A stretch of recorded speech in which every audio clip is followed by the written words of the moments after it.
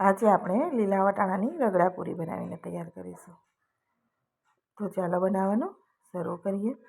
તો સૌપ્રથમ મેં લીલા વટાણા છે એ 1 કિલો લીધા હતા. એને અહીંયા ધોઈ અને સરસ રીતે ચોખ્ખા કરી લીધા છે. હવે આપણે લીલા વટાણાના રગડા માટે પેલા વટાણાને બાફીશું. તો વટાણાને આપણે કુકરની અંદર નાખી દઈશું. 4 લોકો ખાઈ શકે એટલો રગડો બનીને તૈયાર થશે. હવે સાથે આપણે અહીંયા 6 થી 7 બટેટા મેં નાના નાના લીધા છે. એકદમ નાના બટેટા છે એટલે વધારે લીધા છે. મીડિયમ સાઇઝના હોય તો 2 થી 3 તમે લઈ શકો.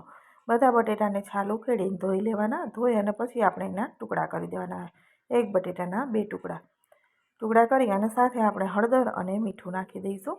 હળદરથી આપણે એકદમ સરસ એવો કલર આવી જાય અને સ્વાદ પ્રમાણે થોડું મીઠું નાખી દઈશું. અને વટાણા ડૂબે એટલું આપણે પાણી અંદર નાખી દેવાનું છે. 1 થી 1.5 કપ જેટલું, વધારે પાણી નથી નાખવાનું. તો અહીંયા તમે જોઈ શકો છો વટાણા સરસ રીતે ડૂબી ગયા છે. એટલું પાણી નાખી હવે કવર કરી દઈશું, ઢક્કણ ઢાંકી અને ગેસની ફ્લેમ મીડિયમ રાખી અને 3 વિસલ લગાવી દેવાની છે. 3 વિસલ થઈ જાય અને પ્રેશર નીકળી જાય પછી ઢક્કણ ખોલવાનું. ત્યાં સુધી ઢક્કણ ખોલવાનું નથી. હવે વટાણા છે એકદમ સરસ 3 સીટીમાં તો વટાણા બટેટા બફાઈ જ જશે.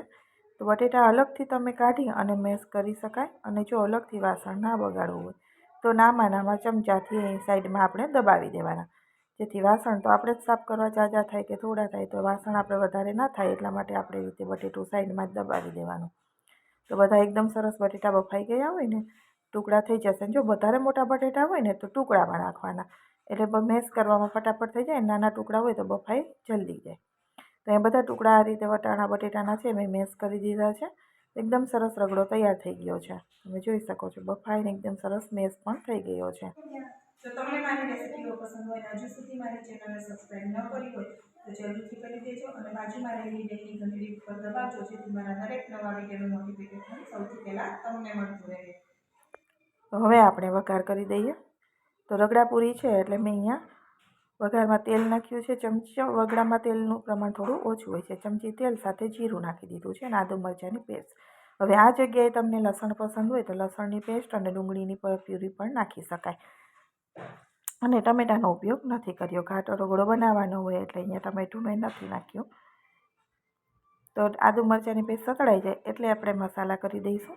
તો અહીંયા મસાલા માટે ગરમ મસાલો, ધાણા જીરું, આમચૂર પાવડર, ચાટ મસાલો બધી જ વસ્તુ થોડી મેં નાખી હતી. ચાટ મસાલો ને એવું નાખવાથી સુગંધ સરસ આવે છે. અને થોડું સંચળ પણ નાખ્યું હતું. અને કલર માટે આપણે લાલ મરચું, તીખાશ જોઈએ એ પ્રમાણે લાલ મરચાંનો ઉપયોગ કરવાનો. લાલ મરચું થોડું વધારે નાખ્યું છે, રગડાનો કલર થોડો સારો લાગે એટલા માટે. હળદર આપણે આગળ નાખી છે બાફવાને એટલે અહીંયા નહીં નાખ્યા. મસાલા બળે નહીં ને એટલે 2 થી 3 ચમચી જેટલું થોડું પાણી આપણે નાખી દેવાનું છે એની અંદર, જેથી મસાલા બળે નહીં. નહીંતર મસાલો છે ગેસની ફ્લેમ ધીમી રાખો તો પણ તેલમાં બળીને કાળા થઈ જાય. તો આ રીતે મસાલા કરશો ને, સંચળ, ચાટ મસાલો, આમચૂર પાવડર, ખટાશ માથે આવી ગયું તો તમે રગડો છે એકદમ સરસ બનશે પૂરીનો. અને ડુંગળીની તમારે નાખવી હોય તો થોડી ડુંગળી પણ નાખી શકાય. અહીંયા લસણની પેસ્ટ પણ નાખી શકાય.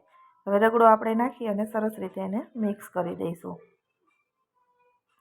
તો તમને અત્યારે વઘાર થયો હોય એટલે થોડું તેલ દેખાશે, પરંતુ જેમ રગડો કૂક થઈ જશે ને તેલ બિલકુલ નહીં દેખાય. એકદમ સરસ રીતે મિક્સ કરી અને આપણે કવર કરી ગેસની ફ્લેમ લો ટુ મીડિયમ રાખી અને 5 મિનિટ માટે ઉકળવા દઈશું રગડાને.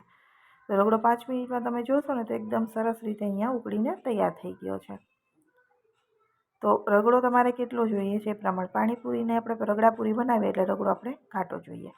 જો તમે એ જગ્યાએ પાઉં રગડો બનાવતા હોય કે ખાલી આપણે બધી સેવ ને એવું પતલામી સેવને નાખીને ખાવું હોય તો તમે રસાવાળો રગડો હોય તો સારો લાગે. પરંતુ આપણે તો પૂરી માટે જોઈએ છે એટલે આપણે થોડી વાર ખુલ્લો જેમ જ પકાવી દઈશું, જેથી ઘાટો રગડો થઈ જાય. હવે અહીંયા મેં સેવ ઉસળનો મસાલો નાખી શકાય તમારે નાખવો હોય તો. એનો ટેસ્ટ છે વધારે સારો લાગે છે એટલે મેં અડધી ચમચી જેટલો સેવ ઉસળનો મસાલો નાખી દીધો હતો અને લીંબુ નીચોવી દીધું છે. મિક્સ કરી ધાણા નાખી અને મિક્સ કરી દઈશું. અને હવે આ રગડો જે ઠંડો થશે ને એકદમ ઘાટો થઈ જશે. જ્યારે તમે પૂરીની અંદર ભરો ત્યારે બિલકુલ તમને રસોઈની અંદર ગ્રેવી દેખાશે જ નહીં. એકદમ સરસ ઘાટો થઈ જશે. તો અહીંયા આપણે રગડો છે હવે સાઈડમાં રાખી દઈએ. થોડો ઠંડો થાય ત્યાં સુધીમાં આપણે એના માટે ચટણી ગ્રીન તૈયાર કરી લઈએ પૂરી માટે. તો આદું નાખીશું, સાથે મરચાં નાખી દઈશું. તીખાશ જોઈએ એ પ્રમાણે તમારે મરચાંનો ઉપયોગ કરવાનો. તો અહીંયા 2 મેં મરચાં લીધા છે, મીડિયમ તીખાસવાળા છે, વધારે તીખા નથી. સાથે લીલા ધાણા લઈ લઈશું. તમે અહીંયા લસણની કળીઓ પણ 3 થી 4 નાખી શકો છો. હવે લીલા ધાણા છે બધી રફલી ચોપ કરી લેવાની છે. બધી વસ્તુ એકદમ ફાઇન પાસ કરવાની તમારે જરૂર નથી. અહીંયા પુદીનાના પાન મેં લઈ લીધા છે, એ નાખી દઈશું. અને બુંદી નાખી છે, દાળિયા પણ અહીંયા નાખી શકાય તમારે નાખવા હોય તો. મેં અહીંયા જે નમકીન બુંદી આવે એ નાખી છે. સાથે આપણે ચાટ મસાલો નાખ્યો છે, અડધી ચમચીથી ઓછું એટલું મીઠું નાખ્યું છે, જીરું નાખી દીધું છે અને સાથે લીંબુ નીચોવી દઈશું આપણે. તો આ રીતે ખટ્ટો મીઠો અને સરસ ચટપટો એવો ટેસ્ટ આવશે. અને સાથે આપણે હવે બરફ નાખવાના છે. જ્યારે પણ ગ્રીન ચટણી બનાવો તમે તો બરફના ટુકડા ચોક્કસથી નાખવાના, જેથી તમારો ગ્રીન કલર છે ને એ લાસ્ટ સુધી જળવાઈ રહેશે. એકદમ જેવી બજારમાં એકદમ ગ્રીન કલર હોય ને એવો જ સરસ એવો લાસ્ટ સુધી જળવાઈ રહેશે. એટલા માટે એકદમ ફાઇન આપણે પીસી લેવાની છે. તમે જોઈ શકો છો પેરોટ જેવો કલર આવી ગયો છે. એક બાઉલમાં કાઢીને સાઈડમાં રાખી દઈએ. હવે પૂરી તળવાની તૈયારી કરીએ. તો તેલ મેં પહેલેથી જ રાખી દીધું અને આ તૈયારમાં જે સૂજીની પૂરી મળે છે બજારમાંથી એ હું લાવી હતી. અમે એ જ પકોડીમાં વાપરીએ છીએ. એકદમ સોફ્ટ આવે છે અને સરસ આવે છે. જે બ્રાઉન કલર થઈ જાય ને કડક આવે ને એ પૂરીથી થોડી આ પૂરી અલગ આવે છે. તો આ રીતે બધી જ પૂરી મેં તળીને તૈયાર કરી દીધી હતી. અને રગડા પૂરી મને એમાં આ પૂરી ખાવામાં વધારે સરસ લાગે છે. ફટાફટ સોફ્ટ નથી થતી અને પ્લસ સૂજીની છે એટલે હેલ્થ માટે પણ સારી. તો બધી પૂરી તો આ રીતે તોડીને આપણે ટ્રેની અંદર રાખી દઈશું. તો આ રગડા સાથે તમે આપણે ફુદીનાનું પાણી બનાવી અને પાણીપુરી પણ બનાવી શકાય છે. રગડાપુરી એ રીતે પણ તમે બનાવી શકો છો. અને આ રીતે મેં લીલી ચટણી લાલ ચટણી એ રીતે બનાવી છે, એ રીતે પણ બનાવી શકાય. મેં આજે પાણીપુરીનું પાણી પણ સાથે બનાવ્યું છે હતું. તો જેને જે ચોઈસ હતી એ પ્રમાણે બધાએ ડીશો ખાધી.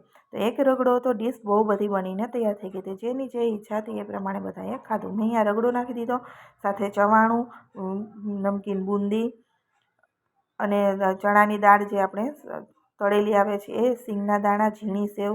તમે અહીંયા ડુંગળી અને લસણની ચટણી પણ બનાવી શકો છો. લાલ મરચું અને લસણ બંનેને પીસી લેવાને એકદમ સરસ રીતે મીઠું નાખીને.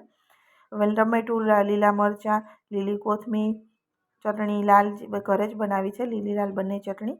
લીલીની રેસીપી મેં નાખી છે, લાલની નથી નાખી. જોતી હોય તો તમે મને કોમેન્ટ બોક્સમાં જણાવજો. હું તમારી સાથે લાલ ચટણી પણ શેર કરી દઈશ. તો એકદમ સરસ એવી આપણી ચટણી બધી નાખી અને તૈયાર કરી દઈએ અને આપણી ડીશ બનીને તૈયાર થઈ ગઈ છે. તમને મારી રેસીપી પસંદ આવી તો ચેનલને સબસ્ક્રાઈબ જરૂરથી કરજો અને લાઇક અને શેર કરવાનું બિલકુલ ભૂલતા નહીં. કોમેન્ટ બોક્સમાં પણ જણાવજો તમને રગડાપુરી કેવી લાગી છે. તો વટાણાની સિઝન ચાલે છે તો આપણે બધી જ પ્રકારની ડીશો બનાવીને ખાઈ લેવાની. એક પ્રકારનો રગડામાંથી અનેક ડીશ બનીને તૈયાર થાય છે. ફરી મળીશું નવી વિડીયો સાથે. Bye bye.